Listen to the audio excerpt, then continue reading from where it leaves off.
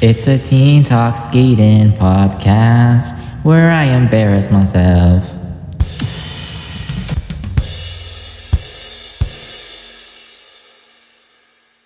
Hello, and welcome to episode number 24 of a Teen Talk Skating podcast. My name is Van Gogh, and today we're going to talk about sort of a meme in the skating community, kind of like one of those like, oh, not that again kind of thing.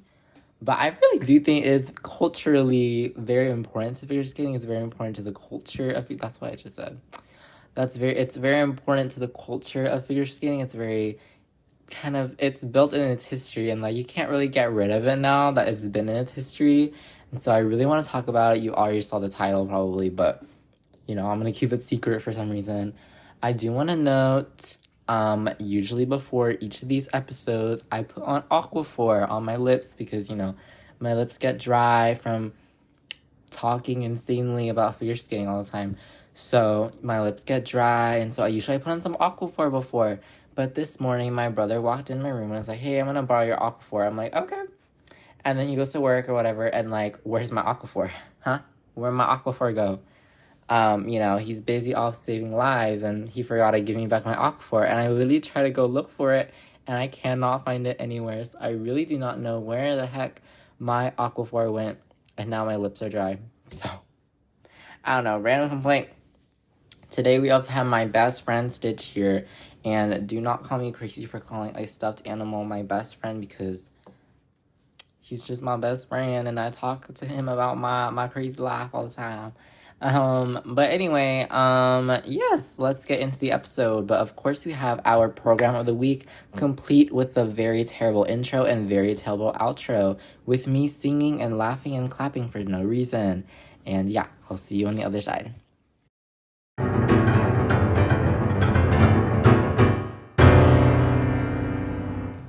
Program of the week. Hello, it is time for the program of the week. I'm trying out this new feature I haven't done before on Spotify. It isn't new or anything, but it's called like Enhance, and I'm assuming it's supposed to make the audio sound better. And I don't know if it is sounding better right now, but I hope it is sounding better. And so yeah, but our program of the week, again, I'm really into ice dance. Why? I don't know. Ice dance is just, it's giving me life right now, you know what I mean? Like, oh, ice dance. But our program of the week is from the French team Marie Dupayage and Thomas Nabe. Their free dance from the 2022-2023 season, specifically at the Winter Universiade, or now it's the Winter World University Games. It's the competition for college athletes, basically. This is their free dance to, I did not write down the name of the music. Wikipedia. Innocent by Flesh Quarter and Dance 1. First Movement by Oliver Davis, Karenza Peacock, Hugh Watkins, and Paul Bateman. Very cool. But anyway, this is a very, very, very, very, very, very modern dance. Like, I have never seen anything as modern as this in figure skating. It's one of those things that's so modern that you don't know what's going on, and that's why it's good, if that makes any sense at all. It's like, it's good because you have no idea what's going on at all. Like, what's the story behind this? Like, what are the vibes, the emotions? Are we happy? Are we sad? Are we creeping the audience out? Like, I have no idea, but that's why it's beautiful. So there are a very couple distinct moments in this program where I'm just like, oh my god, that was so cool. First one that really comes to mind, they do this move where they're kind of both on cantilevers, I would say, I think. And at first, Marie Dupaya, she's like in the center, and Tomanabe, he is to the right of her, and then he like slides to the left of her, and that's like such a cool movement while they're still in like the cantilever pose, both of them. And it's such like a cool movement. Oh my gosh, what else? Ooh, the choreographic character step sequence, it gives life, it gives character. Because sometimes it's like, oh, but where's the character? But this gives character. It's like they're both robots, and then first Dupayashi turns on, and then Tomanabe he turns on, and then they're like robots together in this step sequence kind of thing. Like, I don't know if it's supposed to be robots. I don't know if it's supposed to be like vampires. Like, I don't know what's going on, but it's good, and that's what matters. The outfits in this as well, like, it's very interesting. They've gone with this purple purple kind of purple plaid almost, but not plaid in the sense that there's multiple colors. It's just a purple tile kind of thing vibe. You'll have to look at it, but it's so cool, very modern. What else is in this? Their twizzles are so good. Like, oh my gosh. Oh my god, what else do I remember? See, I can't start. I don't know, man. I gotta like watch again. But anyway, just watch this program. It's so good. I genuinely think they're like Papadakis season like reincarnated. Like, I know that's not true, but like they just give off like we're the next Papadakis season, and they're like literally like such an underrated ice dance team right now, and they deserve the world. So yeah, please go watch Meri Dupayash Tomanabe, their free dance from the 2022-2023 season, specifically at the Winter World University Games competition, which is so good. Please go watch it. Yes. See you for the main episode. That was your program of the week.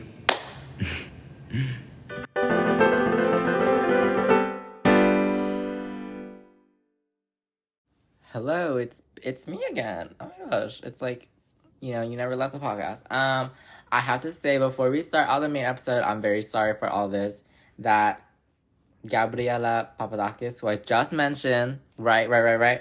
She just did a very beautiful choreography for like her and 3 other skaters. I don't remember their names. Very sorry, but the choreography is to the song "Saudade Saudade" by Maro from Eurovision 2022, which I like totally predicted in the Eurovision episode. I just wanted to say that I'm like so good, but it's so beautiful. Go watch it, please. Yeah, Gabriela Papadakis, and like her whole vibe is just giving me like choreography like goddess. I don't really know. Her vibe is just like, yeah, it's just, I don't know. She was like born to dance or something. Like, I wish I was like that, but I'm not.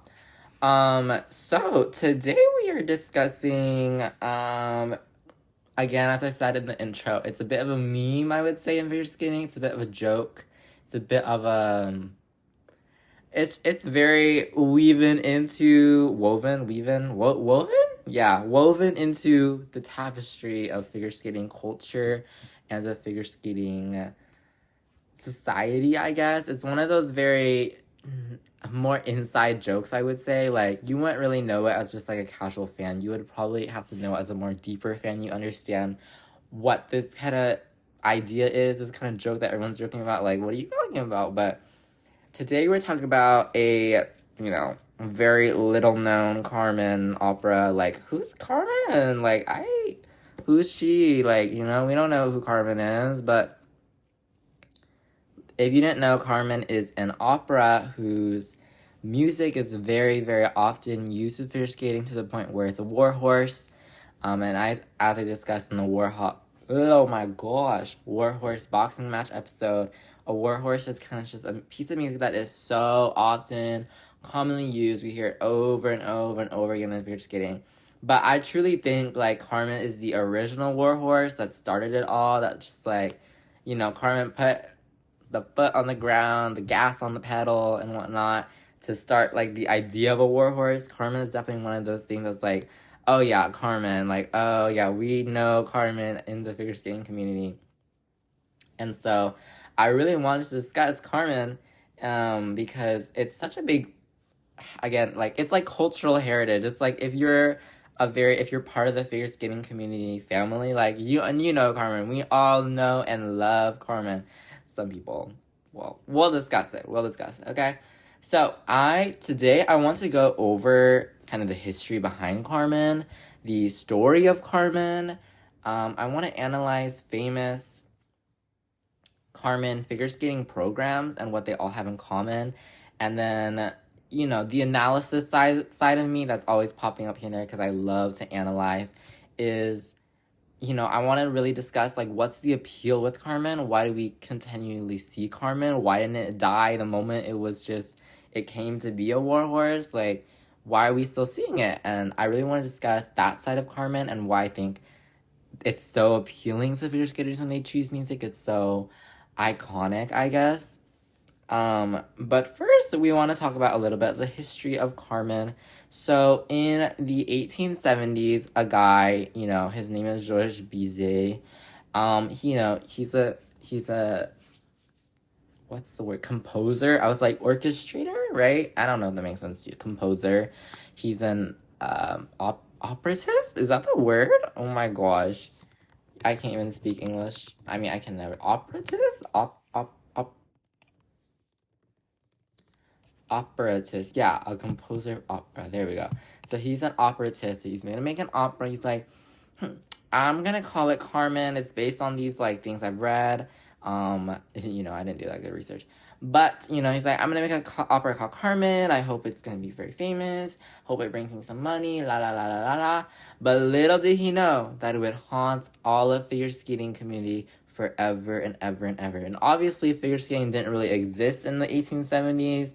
But little did he know, like a century and a bit after, it would become one of the most infamous pieces of music in all of figure skating, to the point where, like, oh my gosh, Carmen. And so, he didn't know this was happening, but he's definitely made his mark on figure skating history for sure. Bizet, I can't tell you anything about him except that he wrote Carmen. He's just so famous for Carmen that it's actually really, really crazy. I'm not super duper into classical music anymore, at least.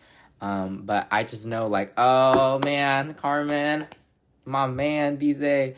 Oh my god, I'm so cringy. Help me.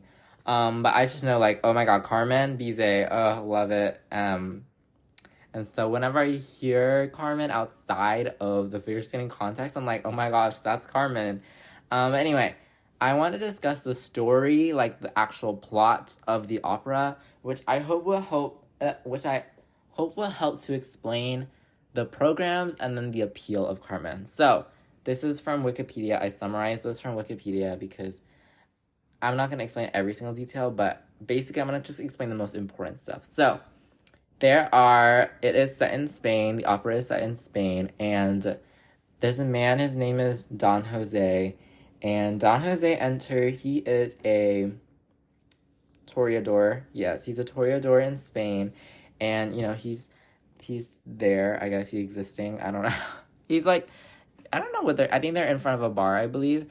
And then Carmen comes out and she starts singing our favorite song, Habanera, or as it is in French, L'amour is un oiseau rebelle.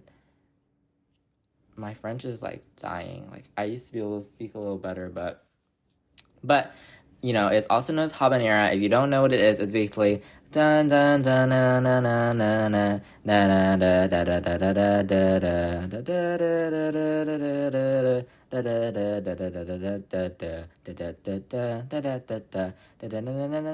da da. I'm pretty sure, right? I just hope that didn't sound too bad. But that's essentially Habanera. If you just search it up, you will instantly recognize music. It's very widely used, even outside of figure skating. But basically, Carmen comes in, she sings Habanera. She's like, oh my god, Don Jose, like, we should totally get together, I think. But then, apparently she attacked somebody. Like, I don't really know what went on, but she tried to attack somebody. And she gets arrested. And Don Jose turns out to be the person who's, like, in charge of watching her or something. But, because Carmen is just so good at singing, she sings to get out of prison. Now, while this might not be logical in the real world, in Carmen it perfectly is. So, she tries to sing and she gets out of prison. But unfortunately, Don Jose gets arrested as well. Right? Yeah. Don Jose, he gets arrested for trying to, free Carmen.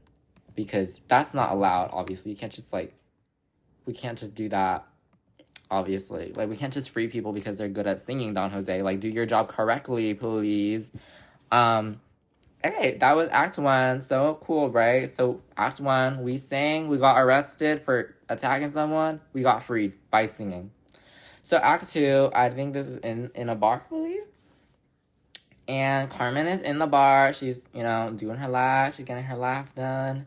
She's getting out of prison, I guess. I don't know. Don Jose comes back, and this is the famous March of the Toreadors.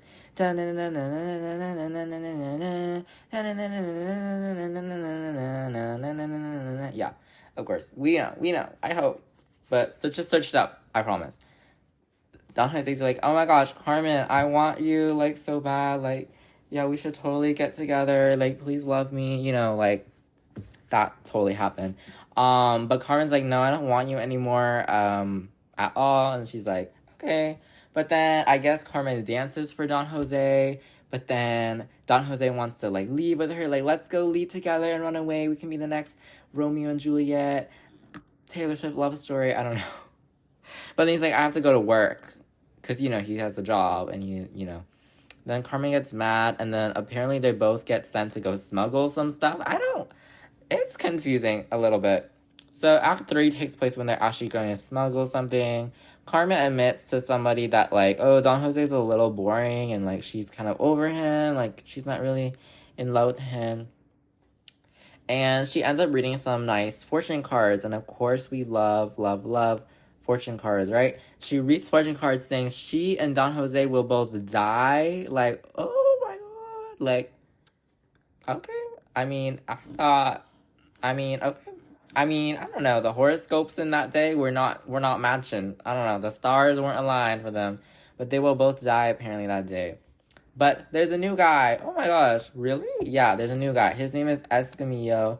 And he shows up and he just loves Carmen too. Oh my gosh. And so now we're in a love triangle, people. Or not really a love triangle. Or it's kind of a love branch, I guess. But basically, we got Carmen. Don Jose loves Carmen. Escamillo loves Carmen. Now Carmen, has to make a choice, I guess. And Escamillo shows up. He's like, oh, Don Jose, you like Carmen too? Let's fight over Carmen. So they both end up fighting, I think. So Act 4 is kind of the ending, obviously. Well, it's not obviously, but Act 4, now they're in an arena. Escamillo, he is bullfighting, so that's great. But then while they are, while he's bullfighting, Don Jose, he shows up. And Escamillo and Carmen decide that they both love each other, which is yay, happy for them. That's great. They're gonna have a happy life together. But Don Jose, he shows up. He's like, Carmen, I want you back, please. Like, you can't go with Escamillo. I really want you back. Because he's been I guess he's like been here since the beginning with her, and he's like, I want you back so bad. But Carmen says no, because she loves Escamillo instead. And Don Jose stabs her because I don't know. He stabs her and she dies, supposedly. She dies, I believe. Yeah, she dies. And then Jose ends up at the end of the opera. He ends up confessing to everyone that, yes, I was the one who killed Carmen. And I believe because of this, he died as well. Probably because, they probably, did the death penalty or something. And so because of that, it kind of, fulfilled the fortune cards from Act 3 that, hey, Carmen will die and Don Jose will die. And, that is the story of Carmen. So what you gotta know, basically, Don Jose, at first, not interested in Carmen. Carmen loves him, and then it's the other way around. Carmen's not really interested in Don Jose anymore. Escamillo shows up. He and Don Jose fight over Carmen. Escamillo and Carmen like each other. Don Jose shows up. He wants Carmen, but she says no. He stabs her, and then Don Jose confesses to everyone what has happened. And, yes, that was a obviously very brief retelling of Carmen. I have no idea how long the real opera is. It's a lot longer than, the 5 minutes I just took to explain, for sure. I'm sure it's, probably 2 hours long. I just didn't have the patience to sit down and watch it, okay? I'm sorry, I was busy with some stuff. But, that is my retelling of Carmen. 10 out of 10 review, right? But, there's definitely a lot of other minor characteristics I left out. Carmen does have, they all have friends, and then, Don Jose, there's a whole plot with the smuggling going on.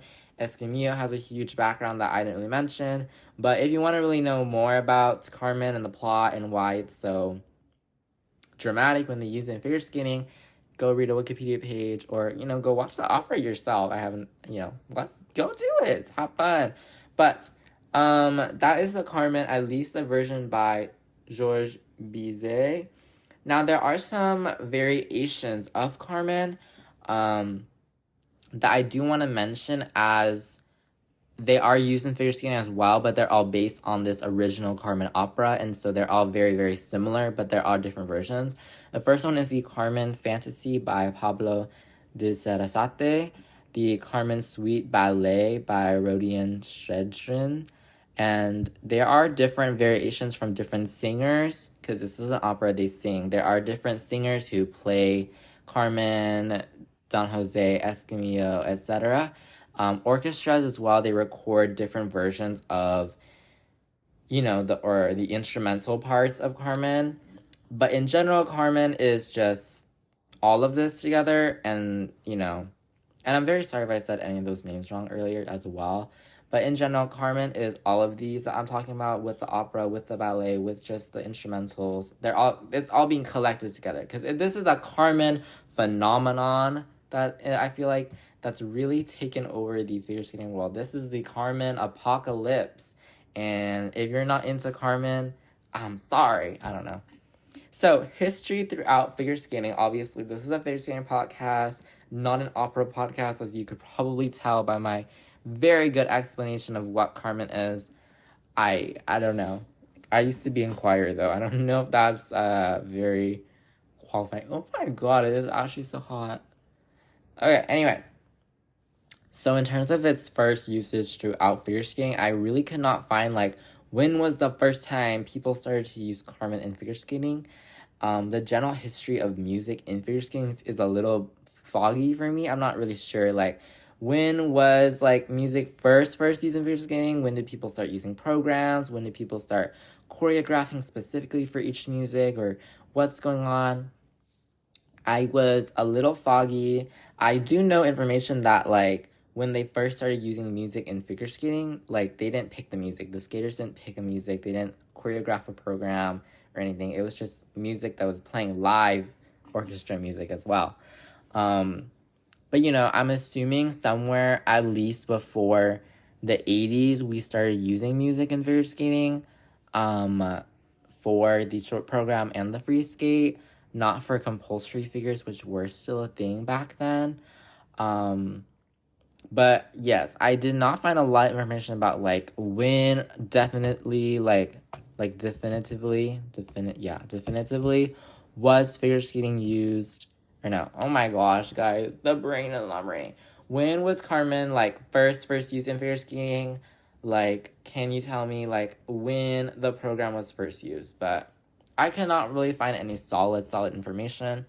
So yeah, we're gonna jump forward, and I think one of the most famous historical events in all of figure skating history has to be the Battle of the Carmens in 1988. So in 1988, it was a year for Carmen, right? It was a great year. Carmen got some good publicity, but we had two very big front runners going into the 1988 Olympics in Calgary, Canada that year, for the women's event. Katarina Witt, as we all know, she was the 1984 Olympic champion. She wanted to defend her title, the Olympic title. She wanted to become one of the few skaters to have two gold Olympic titles for figure skating, which is not very not very common. I'm very sorry. But Katarina Witt, she was heading in. She was going to skate to Carmen. Now, the American Debbie Thomas, on the other hand, had won 1986 World Figure Skating Championships, and she was second at 1987 World Championships below Katarina Witt.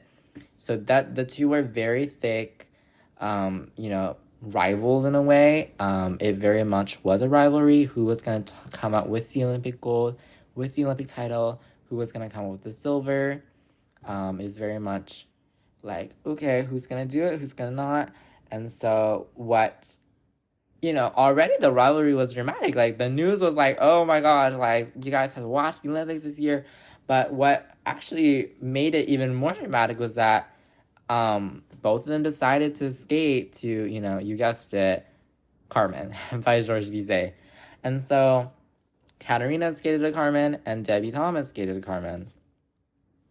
And so at 1980 Olympics, it very much was Carmen, like Carmen, right? And so I would say, like, in this sense, Carmen became this historical heritage in a way in figure skating, in the sense that, it gave us this history of, like, this very important skating competition. Like, it was the backdrop, it was the connection between these two skaters who were rivals, and who would come out to be the better interpretation of the music, who the better character of Carmen was. And so I really do think, like, it was kind of the rivalry to end all rivalries in a way. Like, oh my gosh, we're both using the same music, we're both using the same character, we're both trying to portray the same character, we're both trying to do this, we're both trying to do that. In the sense that, like, it just sounds very kind of unrealistic, sounds like a teen fiction thing where, like, oh my gosh, you're my rival, etc. But in a sense, it was very real, obviously. And so all this drama that comes with using the same music is like, oh my gosh, I just heard that and now I'm going to hear it again.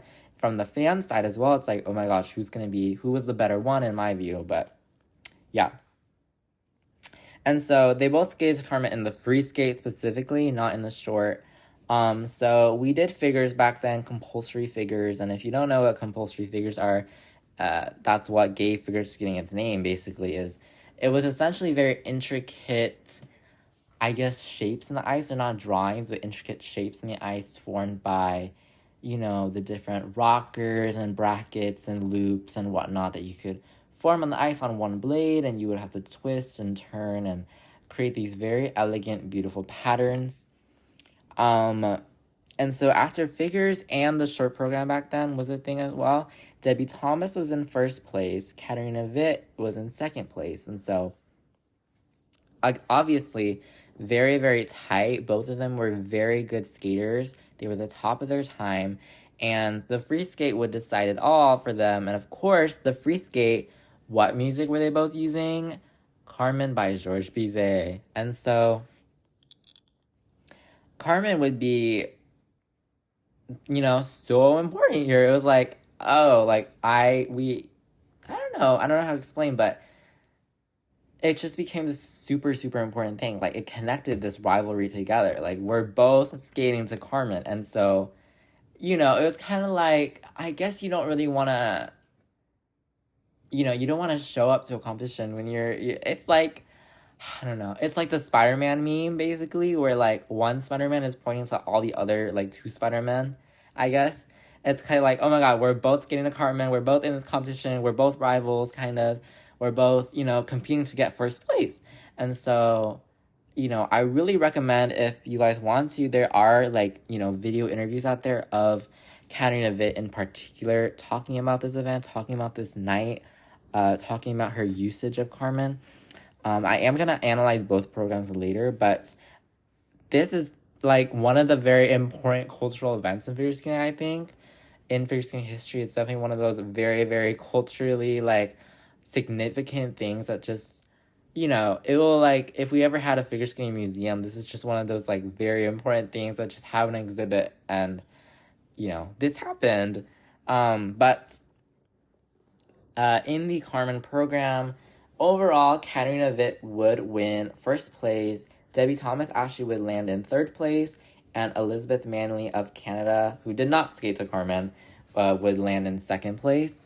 So Katarina Witt, her jumps were just a little more cleaner. Debbie Thomas did make a few mistakes here and there. Elizabeth Manley skated completely clean. It was amazing. But yeah, Katarina Witt won first overall. And, I guess the media kind of tried to make it out as like her version of Carmen had won, basically. Like she as Carmen had won. Which is super, I think a lot of this definitely had to do with the media at the time. Very obsessive over these figure skaters, very making this up to be very, very big, very dramatic. But that's what happened in the 1980 Olympics, which I really do believe the Battle of the Carmens is just so culturally... I keep on saying it, so I can't say it now. Culturally significant to the history of figure skating, the history of the sport. But, that wasn't it. There's still more Carmen coming. So, in 1990, Carmen and Vit decided, hey, what if we had a figure skating movie and, it was Carmen, but, we did Carmen on ice. And so that's how we got the film Carmen on Ice of 1990. So, oh my gosh, I misspelled this. Oops. So we got the movie Carmen on Ice in 1990, and it is literally what it sounds like. It is Carmen on Ice.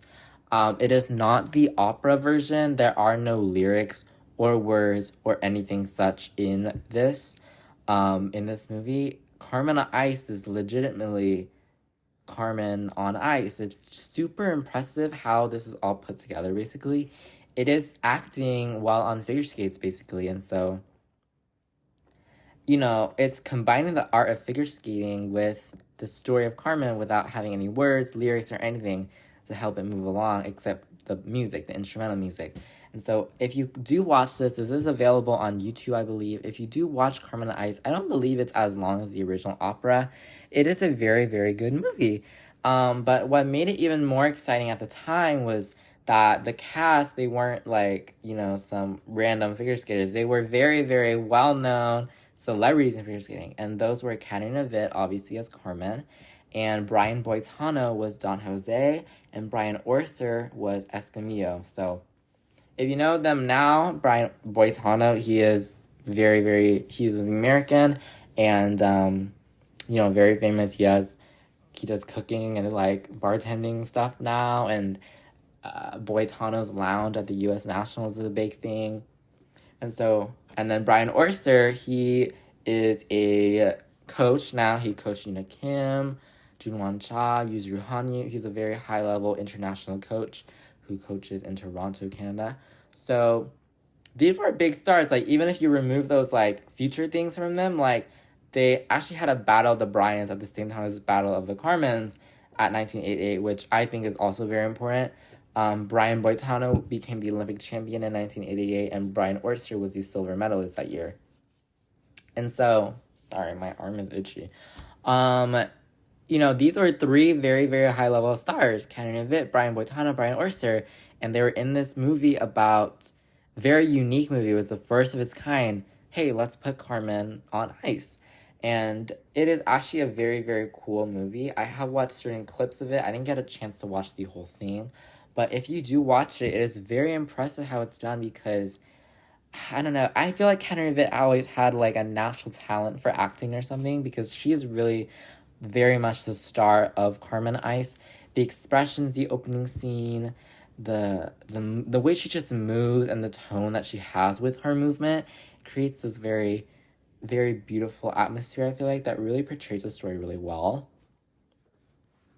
And then we have Brian Boitano and Brian Orser, and it literally tells the story of Carmen on Ice, and it actually won an Emmy that year for, I believe, performance in a film or something like that. I don't know.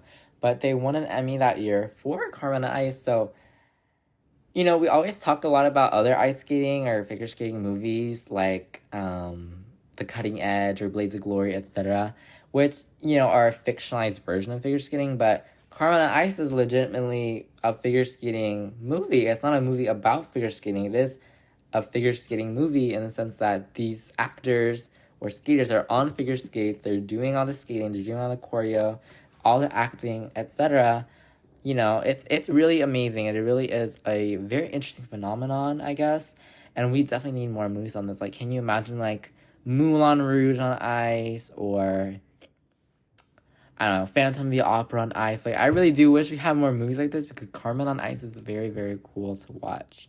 And yeah, so we had Carmen on Ice in 1990. And alas, Carmen has to die eventually, right? She dies in the play, but the opera itself, the opera itself, I would say it used to be a lot more popular, and now it's kind of dying a very slow death. I don't want to say people are still using it. We had this season particularly. I remember Mia Callan did it at U.S. Nationals, but with the music rule changes in the 2014-2015 season, they said, we can use lyrics now. You guys can use any music you want. I think there was a definite push kind of away from classical music, particularly because classical music had been used so long in figure skating. Now we can use any music we want. Let's not use classical music, basically. And, there are people still skating to this classical music. It's still very common, but there was definitely a push away from that, I think. And so with that push, Carmen kind of lost the spotlight, but there are still skaters skating to Carmen. But to be honest, I really do think Moulin Rouge, in a sense, is the new Carmen. I really do feel like it has a kind of similar story about a romance. And, Moulin Rouge is very red, and Carmen's always associated with red. But still, after new music changed, we still like Carmen. For example, at the 2018 Winter Olympics women's figure skating event, Gabby Daleman of Canada, Elizabeth Tensenbayev of Kazakhstan, Anita Östlund of Sweden, and Yvette Toth of Hungary all decided to use, y'all got it, Carmen. Very sorry if I said those names wrong as well. And so I definitely don't think Carmen is dying anytime soon. Like I mentioned, Mia Callan used it this season. There are still skaters using Carmen. Yeah, but I do think Carmen is kind of dying a slow death, but at the same time, it's like not dead yet. I don't think it's going to die. I think it's still so prominent in figure skating culture that I do think it's going to continue. But I love it. I love. Okay, basically, I do want to discuss like famous Carmen programs and analyze them to see what they kind of all have in common, basically. But it feels really like legit. Like everyone and their mother has done Carmen, it feels like, because if you go on like the figure skating like wiki page, like the wiki, like the fandom, I think is what it's called, I think the website, you can search by music, like what skaters have used what music. And if you see Carmen, it's just such a long list. Like everyone has used Carmen. Like you name a figure skater, they probably have used Carmen. I think it's something Adam Rippon discussed a long time ago in an interview, that like Carmen was just so popular. Definitely is the warhorse of all warhorses. But let's discuss Carmen programs in particular. So Katarina Witt, obviously I want to start with her 1988 Olympics, so important. So it starts with some bell music, and there's very slow tension building up, but then the Toreador song starts on the first jump. And the main feature throughout this program is a lot of flourishing, a lot of acting, a lot of theatrics, a little bit of this, a little bit of that, maybe this, maybe that. It's very enticing. I think the choreography is meant to be very enticing to the audience, theatrically very appealing. Flared out hands is a big thing here, like wah, wah, the hands are getting their action too, not just the skates. Halfway through the program, there is a big pause to go dance in the middle, like legitimately. Katarina Witt starts like dancing and posing, and there's so much smiling. It's so fun. But she just has this very interpretation of Carmen that's so in the character. It just feels very like, yes, this is what Carmen would feel like during the Habanera song. This is what Carmen would feel like when, in the scene with Don Jose at the beginning, or with Escamillo. And slides to bell music of Habanera. I don't know what that means. I'm sorry. A lot of transitioning throughout this to show some character. There's like a spread eagle moment, and then she does a double axel.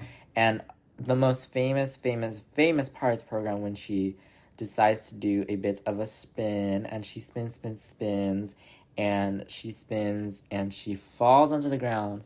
One hand out, one arm out, legitimately falls on the ground. She has one arm out, and she has a dramatic death at the end, and then the bell music from the beginning plays again, which is so genius with the editing of the music, so genius. But yeah, that is kind of its Carmen. Debbie Thomas, Battle of the Carmen, she skated to the same music. It started with the same music in the program, bell stuff. So it really did feel like, honestly, like, oh my gosh, I'm watching two of the same music, basically. So, but there's some peaceful more music in the middle, which is very different, and I really like that side of Carmen. I don't hear that a lot. Similarly, there are some pauses for transitions. The steps in this are so cool. There are very quick, fast steps in the step sequencey part of the program. A lot more, I would say, not as dramatic, but a lot more like simplicity and the grace that in that showcase in the program. A very beautiful program. The music starts to build up in the program. Debbie Thomas as well had a very different but also equally as interesting interpretation of Carmen as this more less dramatic but more, I guess, graceful interpretation of Carmen. Very cool fast steps as well. I feel like that adds charisma, you know? And then away from the Battle of the Carmens, we had Michelle Kwan skate to it as a short program. The makeup, ooh, I don't know. The makeup in this program, yeah, okay. It's good. This is also a very dramatic Carmen, similar to Catherine Vet. There's so much reaching out to the audience, like, feel my pain with me. And there's some like electric drum going on in the back. I don't really know. This is some different Carmen. There's this moment where she has her hands on her hips and she's very sassy with her shoulders and everything. And then the music that Katerina Witt uses for like the dramatic death part, Michelle Kwan does these beautiful spirals too, but she looks like she's really in like this anguish when she's in the spiral, which is such like good use of character while you're doing a technical element. Okay, Evan Lysacek did an interpretation of Carmen from 2005 to 2006. It was free skate in the Olympic year. Those bells, man, those bells be ringing because bells are just so common, I guess. Again, another one that's just so like reaching out to the audience, feel the story, feel the character, looking around as if he's trying to find Carmen, because I'm assuming he's portraying like Don Jose or Escamillo. He's kind of looking around, finding something. He has that character in him, and then there's this very exciting music going on, and there's clapping, and then he does a step sequence across the ring that's very, very active, very, very cool. And I really do think his interpretation is more of a lighthearted, humored Carmen in a sense, while still maintaining that theme of love, maybe tragedy, but having that happier side as well. I feel like it's so interesting. Then, of course, our Canadian ice dance. Our Canadian ice dance favorites, Virtue, Tessa Virtue and Scott Moyer. Their 2012-2013 free dance is to guess it, guys. Come on. Carmen. Oh, good job. But they also did a program to Carmen. Again, so theatrical, this one. They are really two characters together in this fight, in this love and then fight and then love and then fight. And, when they do a dance spin in an ice dance, they usually look like they're going to do it together. But in this one, they almost look like they were going to spin apart at first. But then they kind of switched their mind and then did the spin together, which is so cool choreographically. Yeah. Then we did a straight line lift where Tessa Virtue was literally upside down and then in a rotational lift. And it really felt like a frenzy after that. The music, the emotion, the character. And then it really felt like they were stamping their skates on. They were taking tough steps with their skates. And the ending pose is so interesting with Scott Moyer leaning on Tessa Virtue. It really does give that similar tragedy, that emotion that you can't really find anywhere else. And so I really want an overall analysis of these programs, these Carmen programs. One thing I know is the costumes are always red or black. I think to represent a lot of drama. I feel like it's red and black. I feel like are, considered dramatic kind of colors, I guess. It's a lot of hand movements, a lot of reaching out, lots of interaction with the audience, I guess. It's trying to say, you there, like, feel what I feel as a character. And it tries to, and it's like, it really tries to, like, engross. It's engrossing. I can't English. Engrosses you into the story, and it's just reaching out to me, reaching out to you, like, pleased with me, and the emotion on the face as well. In each of these programs, emotion was a big deal. Like, the faces are so dramatic when you try to play this type of character, when you try to have this type of program, that you really try to look at, you try to reach, you try to look out, you try to reach. Yeah. So that's my overall analysis. But what is really the appeal? This is the more analytical side of me, as I mentioned earlier. What's the appeal of Carmen? Why Carmen? Why are we still skating at this thing? It's been a century. Why are we still skating at this thing? It's really old. Emotion, I think, is a big part of it. There's just so many characters and feelings and vibes and moods in Carmen that you can really portray onto the ice. Do you want to be Carmen? Do you want to be Don Jose? Do you want to be Escamillo? Like, you can be anyone, and each character is so complex in their wants and their needs, their desires, what they portray throughout the opera, their emotion, they feel different things, and so it's very complex and so intricate in the way you can play each character. And then within the music, not even in the characters, within the music itself, I think the music lends itself very naturally to that dramatic side as well. The music has drops, it has loudness, it has excitement in the music for those types of programs.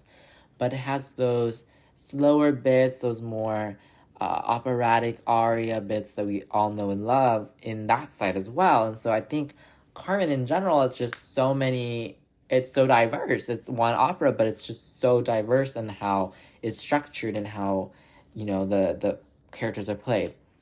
And then, of course, I do want to say, I think trends are a big thing. If you see a skater skate to a song that you like, you want to skate to it too. And so I think that does catch on. Oh my gosh, I love Katarina Witt's interpretation of Carmen. I want to do my own. I want to do this. I want to do that. And, skaters inspire kind of each other, I feel like. So I do think that's a big part as well. That's kind of like every other trend. And that's if you have a Stanley Cup, I have a Stanley Cup. I hate my generation. I don't know. Is it bad? I hate my generation sometimes. But, I think it does have that trend in a way, that iconicness. It's so iconic. I want to use it too. I want to be part of that iconicness in a way. So, finally, I want to discuss my opinion of Carmen. I know I've already kind of said it, but don't hate me. But I actually kind of like Carmen in a way. I do think it's kind of funny to see it being used a lot almost. And I just like I like the emotion behind the music, honestly.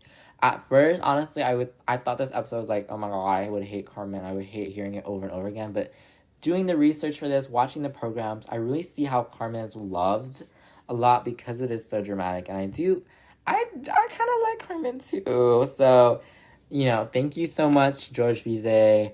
If you have a different opinion, I'm sorry. Comment it below if you want. But that is it for this week's episode about Carmen. I know I said Carmen 50 million times, and I will continue to do so. But, yes, Carmen, the cultural phenomenon in figure skating, I hope it never dies out, honestly. I hope we still see one or two fun skaters using it all the time. What else do I have to say about Carmen? Bizet did not know what he was doing when he made that opera a century and a half or so. He did not know what he was doing. He did not know what he was going to do to figure skating at all. But thank you so much for listening to this episode of a Teen Talk Skating podcast. Next week, let me think. Next week, the episode will be on the 20th. Interesting. I'll figure it out, guys, okay? I will figure it out. So, thank you so much for listening to this episode of the Teen Talk Skating podcast. My name is Van Gogh. I hope you enjoyed listening to me rant about Carmen, the biggest cultural phenomenon of figure skating. And I will see you or hear you or whatever it is next week. Bye-bye.